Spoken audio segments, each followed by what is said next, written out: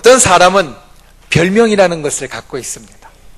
별명은요, 때로는 이름보다도 훨씬 더 그 사람에 대해서 잘 나타내주고 잘 표현해주는 것이 되기도 합니다. 오늘 우리가 보는 갈라디아서, 이 갈라디아서에도 별명이 있습니다. 갈라디아서라고 하면 이 안에 무슨 내용이 있는지 우리가 사실 알기가 쉽지 않습니다. 그런데 이 갈라디아서의 별명을 들으면 우리는 이 갈라디아서에 무엇이 있는지 알 수 있습니다. 갈라디아서의 별명은 무엇이냐면 작은 로마서입니다. 신약성경 가운데 제일 유명한 책 가운데 하나가 로마서입니다. 로마서는 바울이 로마 교회에 보낸 편지이고요. 로마 교회에 자기가 방문하기에 앞서서 편지를 보내면서 그들의 신앙생활을 든든히 닦아주려고 했던 그런 말씀들입니다. 신앙은 어떻게 시작하는지, 신앙의 초보는 어떤 것으로 나타나는지, 그리고 그 기초를 어떻게 쌓을 것인지, 든든히 쌓은 기초 안에서 때론 힘들고 어려울 때 어떻게 이겨낼 것인지, 이런 신앙생활에 대한 전반, 특별히 믿음과 구원에 대하여서 분명하게 일러주는 말씀이 로마서인데, 이 로마서가 분량이 꽤 됩니다. 그래서 로마서를 다 읽는 것이 사실은 결심을 하지 않으면 쉽지 않을 수도 있습니다. 갈라디아서의 별명이 바로 작은 로마서입니다. 로마서보다 분량이 3분의 1 정도밖에 되지 않지만 그 안에 로마서에 있는 복음의 정수, 복음의 핵심을 담고 있기 때문에 그와 같은 이름이 붙었다라는 겁니다. 갈라디아서의 핵심은 딱 하나입니다. 복음, 기쁜 소식, 좋은 소식이라고 우리가 말할 수 있는 복음이 바로 갈라디아서의 제일 중요한 내용이고, 아니 사실 거의 전부라고 말할 수 있습니다. 여기에 오늘 예배 드리는 저와 여러분은 다 이와 같은 복음을 받은 사람입니다. 그렇지 않습니까? 저와 여러분의 마음속에는 기쁜 소식이 있습니다. 복된 소식이 있습니다. 이 더위 가운데에도 나와서 예배할 수 있는 힘은요, 하나님께서 우리 속에 기쁨을 넣어주셨기 때문에, 하나님께서 우리 가운데 복된 것을 넣어주셨기 때문에 우리는 예배할 수 있다라는 겁니다.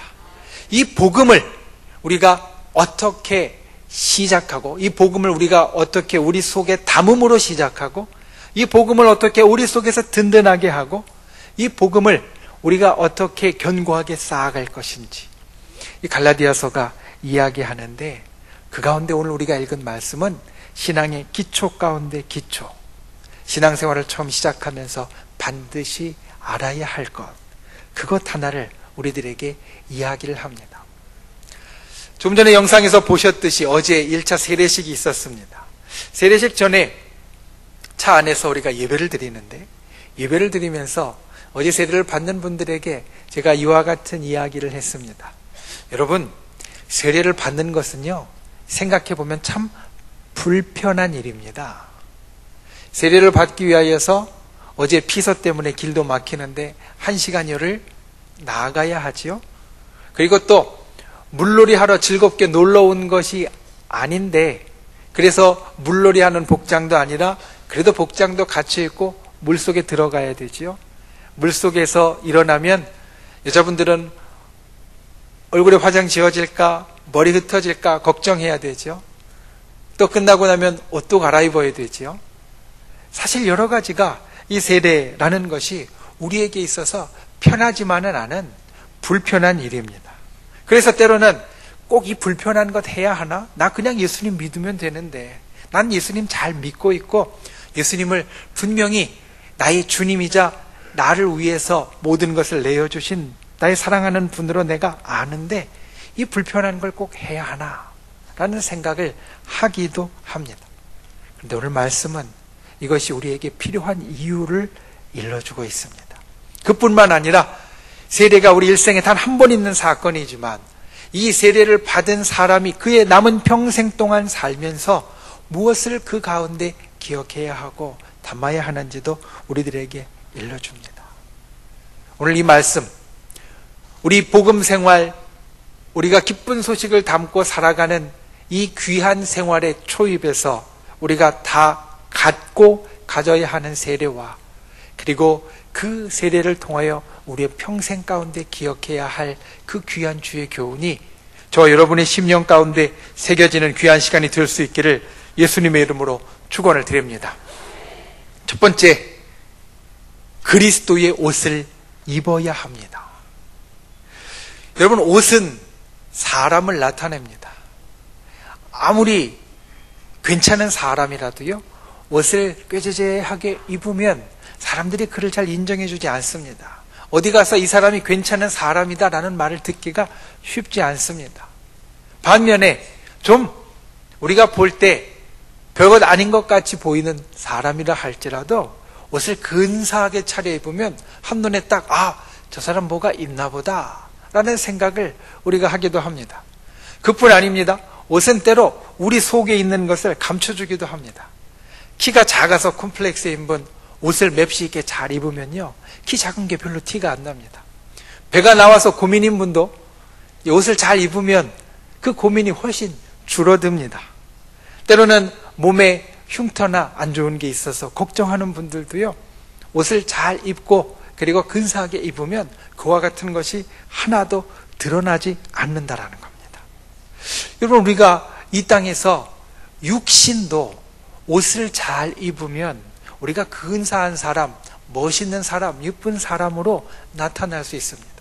우리의 신앙도 마찬가지입니다.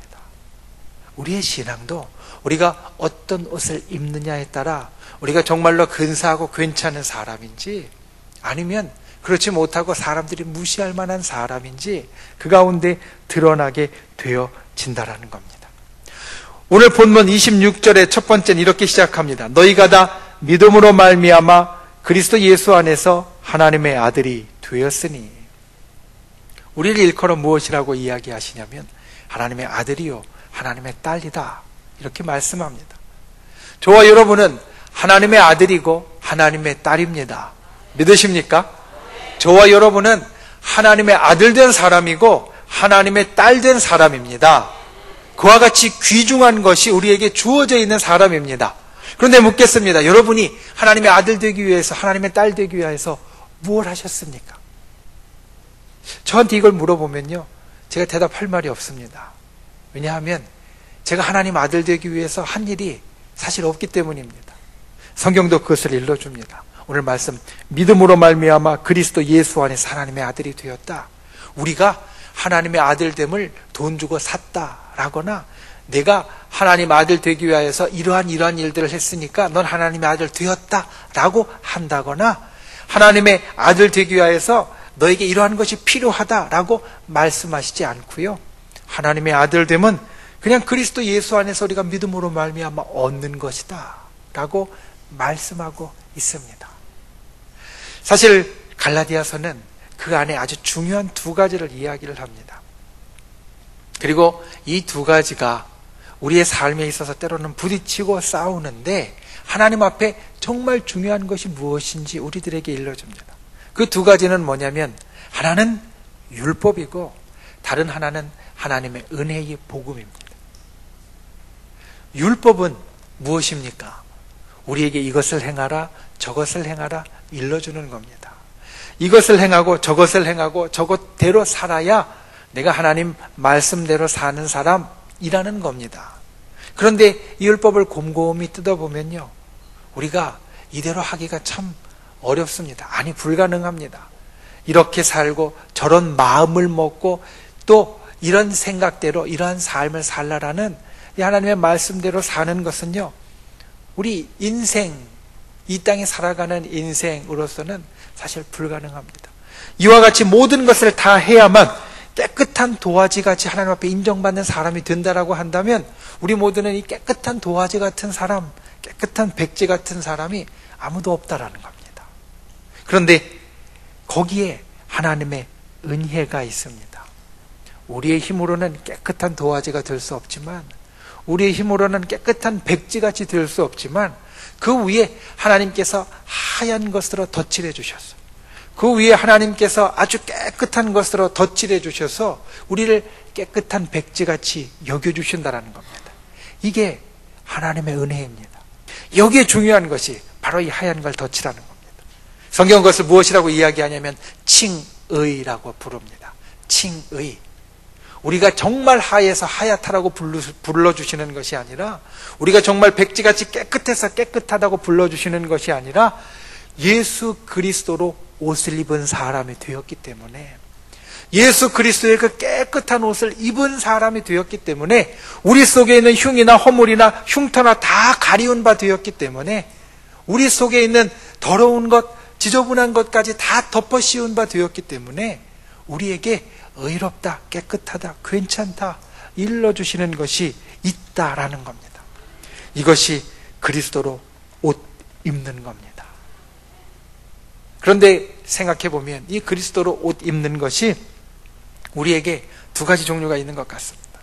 마치 우리가 옷을 입을 때 속옷을 입고 겉옷을 입는 것 같이, 내가 예수 그리스도를 믿습니다, 하나님의 은혜를 받았습니다 라고 고백하고 이 마음에 담는 것, 이 기쁜 소식을 이 마음 가운데 넣는 것이 속옷을 입는 것이라면, 우리에게 겉옷을 입는 것도 필요합니다.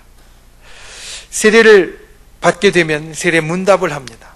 세례 문답을 할 때 제가 중요하게 꼭 물어보는 것이 있습니다. 어떤 것은 문답서에 이미 다 대답을 해 가지고 오셨기 때문에 물어보지 않지만, 대답을 해 오셨어도 제가 반드시 물어보는 것이 있습니다. 그것은 무엇이냐면, 예수님을 믿으십니까? 예수님을 하나님의 독생자 주님으로 믿으십니까? 이것을 반드시 물어봅니다. 왜냐하면 이것이 우리에게 복음이기 때문입니다. 예수 그리스도를 주로 믿는 자, 예수 그리스도를 주로 믿는 자, 그에게 십자가의 역사가 있고 은혜가 있고 우리로 하나님의 아들 되게 하시는 하나님의 역사가 있다는 것을 성경이 일러주고 있기 때문에, 예수님을 믿고 주로 고백하는 것, 어떻게 보면 우리의 마음 이 가운데 하얀 그리스도의 옷을 입는 것이라고 말할 수 있을 겁니다. 이것이 속옷을 입는 것이라면 여기서 그치면 안 됩니다. 우리가 속옷만 입고 거리에 나갈 수 없습니다. 집안에서는 괜찮습니다. 나 혼자는 괜찮습니다. 그런데 속옷만 입고 거리에 나갈 수는 없습니다. 좀 불편해도 나가려면 좀 때로는 동여매고 때로는 좀 차려입고 그러고 나가야 합니다. 예수님을 나타내는 겉옷, 우리에게 여러 가지가 있을 수 있습니다. 때로는 우리가 가지고 있는 성경책이 그 표시가 될 수도 있고, 또 믿는 사람은요, 때로는 이 얼굴에서 표시가 납니다. 다니면서 행여 그러한 경험이 있지 않으십니까?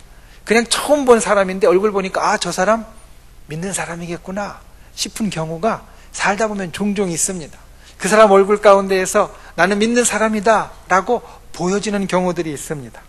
이렇게 때로 우리가 가지고 다니는 물건이나 또 우리의 표정이나 또 우리의 삶을 통하여서 우리가 예수님이라는 겉옷을 입을 수도 있지만, 제일 중요한 것, 그리고 성경이 우리들에게 반드시 이야기하는 것, 예수님이라는 겉옷을 입는 것은 세례라고 말할 수 있습니다. 초대교회는 예수님을 주로 고백하고 믿는다라고 하나님 앞에 고백한 사람은 세례를 받았습니다. 이 속옷을 입었으면 예수님을 믿는다라고 말하고 예수님을 주님으로 모셨다라고 고백하는 자는 세례라는 겉옷을 반드시 입었다라는 겁니다. 오늘 말씀이 그것을 이야기합니다. 세례를 받은 자는 그리스도로 옷을 입는다. 세례를 받은 자는 그리스도로 옷을 입는다라는 겁니다. 여러분, 사실 생각해보면 모든 의식이 조금은 불편합니다. 가령 자녀를 결혼시키기 위해서 상견례를 한다고 생각해 보십시오. 그냥 평상시에 입던 것 같이 편한 옷, 그냥 운동복 같은 거 입고 나갈 수 없습니다. 여자분들 같은 경우는 미장원에도 갔다 올 것이고, 남자분들은 이발소 갔다 올 것이고, 자기가 갖고 있는 옷 중에 제일 좋은 옷을 꺼내 입든지 새 옷을 입고, 그리고 좋은 레스토랑, 좋은 식당으로 옮겨가서 상견례를 합니다. 그냥 앞으로 계속 볼 사람들인데 편하게 만나지, 이게 안 되는 겁니다. 마찬가지로 우리가 하나님 앞에 신앙생활을 할 때 우리 속에 예수 그리스도를 믿는 믿음, 예수 그리스도를 주로 고백하는 믿음이 우리에게 제일 중요한 겁니다. 하지만 이것이 있는 사람은 또한 때론 좀 불편하다 할지라도 우리가 그에 맞는 겉옷을 입어야 합니다. 세례가 바로 그것입니다. 혹시 이 가운데 나는 예수님을 믿는다라고 고백하면서 나는 예수 그리스도의 십자가를 온전히 의지하고 나의 주님으로 고백한다라고 말하면서 세례를 받지 않으신 분이 있으십니까? 그러면 꼭 세례를 받으셔야 됩니다. 이것이 그리스도로 옷을 입는 것이고 이것이 나의 믿음을 겉으로 드러내는 것입니다. 세례는 골방에서 하지 않습니다. 혼자서 하지 않습니다. 여러 사람들이 같이 합니다. 세례식을 하면 세례를 받는 다른 사람들만 있는 것이 아니라 그 자리에 함께하는 우리 교역자들과 우리 성도님들이 있습니다. 우리 권사님이 장로님이 있습니다. 그래서 세례를 받고 나오는 그 분들께 축하의 박수, 축하의 선물을 해줍니다.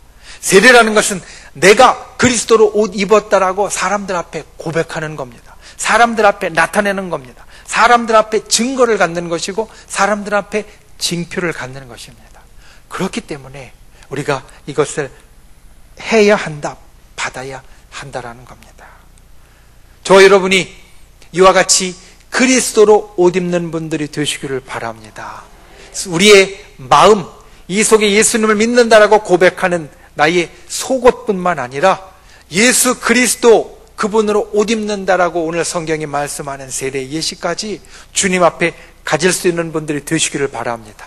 그를 통하여서 진실로 하나님 앞에 아름답게 설 수 있는, 하나님이 참 예쁘다고 멋있다고 인정하는 그러한 아름다운 옷 입고 설 수 있는 저와 여러분이 될 수 있기를 예수님의 이름으로 축원을 드립니다. 두 번째로 세례를 받은 사람은 천국의 백성입니다. 천국의 백성으로 살아야 합니다.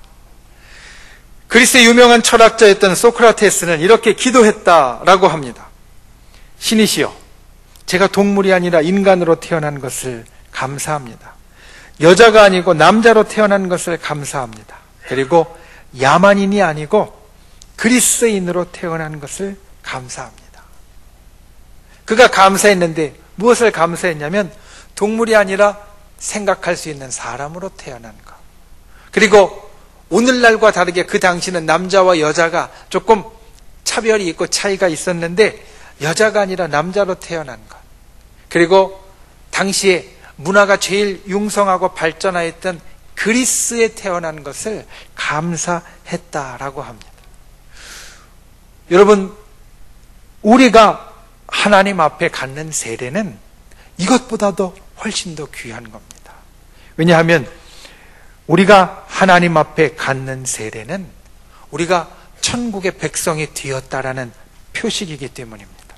세례는 한 번 받는 것으로 끝나는 것이 아닙니다. 내가 작년에 세례를 받았다고, 10년 전에 세례를 받았다고, 20년 전에 세례를 받았다고 지나간 한 사건으로 나에게 있어서 흘러간 것이 아닙니다. 세례는 우리가 하늘나라의 백성, 천국의 백성, 하나님의 자녀가 되었다라는 징표입니다. 우리가 갖게 된 참 특별한 표식입니다. 우리가 세례를 받았으면 우리에게 그와 같은 표시가 있다라는 것을 우리는 생각해야 합니다. 우리가 하늘나라의 백성으로서의 표식을 갖고 있고 천국의 백성으로서의 징표를 갖고 있다라는 것을 우리는 알아야 한다는 겁니다. 오늘 말씀은 그 징표 가운데 우리의 삶에 드러나는 것을 이렇게 이야기합니다. 28절 말씀을 보니까 너희는 유대인이나 헬라인이나 종이나 자유인이나 남자나 여자나 다 그리스도 예수 안에서 하나이니라. 천국의 백성으로서 세례를 받은 자는 살아가는데 천국의 백성으로서 사는 세례를 받은 사람은 서로 사랑하는 사람이 된다. 28절 이렇게 이야기합니다. 조금 전에 소크라테스의 그 고백에서 이야기를 했듯이 야만인이 아니고 헬라인으로 태어난 것을 감사한다. 그리스도인으로 태어난 것을 감사한다고 했습니다. 당시에 이 초대교회 사람들을 보면 유대인과 헬라인들이 있었습니다. 이들 참 다른 사람들입니다. 유대인이나 헬라인은요, 처음에 태어날 때부터 그리고 자라면서 받은 교육과 자기들 마음속에 갖고 있는 생각과 또 철학이라고 할 수 있는 자기들의 가치관까지도 완전히 다른 사람들입니다. 헬라인은요, 자기들이 제일 가는 세상에서 제일 우월한 백성의 민족이라고 생각하고 살았습니다. 그 다음에 나오는 것은 누굽니까? 종이나 자유인이나. 종과 주인이 똑같을 수 있습니까? 사실 똑같을 수 없습니다. 오늘날 우리가 종을 보지 못하지만 때로 예전의 이야기를 보거나 듣거나 또 오늘날도 비슷하게 일어나는 다른 사건들을 우리가 보게 되면 종과 자유인은 절대로 똑같을 수 없다는 것을 보게 됩니다. 남자나 여자나, 아까 말씀드렸듯이 이 당시는 남자와 여자가 좀 차별의 차이가 심했던 때입니다. 분명히 다른 사람들입니다. 함께 할 수 없는 사람들입니다. 그런데 세례받은 자는, 천국의 백성은 그들을 향하여서 무엇이라고 이야기하냐면 다 그리스도 예수 안에서 하나다. 더 이상 다른 자가 아니라는 겁니다. 기억하십시오.